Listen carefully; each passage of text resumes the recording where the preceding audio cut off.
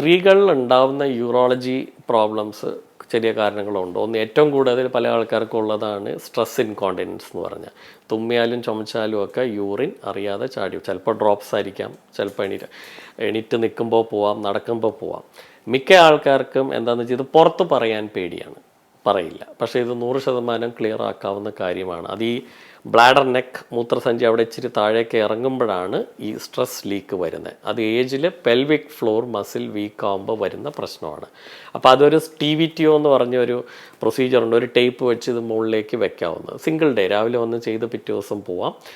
വേറെ എന്തെങ്കിലും കാരണം കൊണ്ടാണ് സ്ട്രെസ് ലീക്ക്, ഇൻഫെക്ഷൻ കൊണ്ടാണോ ബാക്കിയുള്ള, അതെല്ലാം ചെക്ക് ചെയ്തിട്ട് വേണം ഇത് ചെയ്യാനായിട്ട്.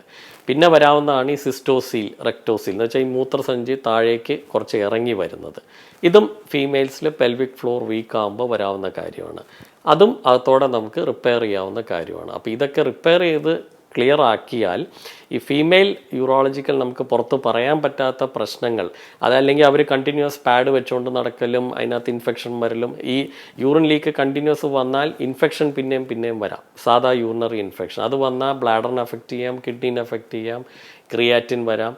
അതിൻ്റെ കൂടെ ഡയബറ്റിസ് ഉണ്ടെങ്കിൽ ഇതിനകത്ത് മൂത്രം പിന്നെയും കെട്ടിക്കിടക്കാം മൂത്രസഞ്ചിയിൽ. അപ്പോൾ ഇതെല്ലാം നോക്കി ഒന്നിച്ച് ട്രീറ്റ് ചെയ്താലാണ് they will have A better quality of life.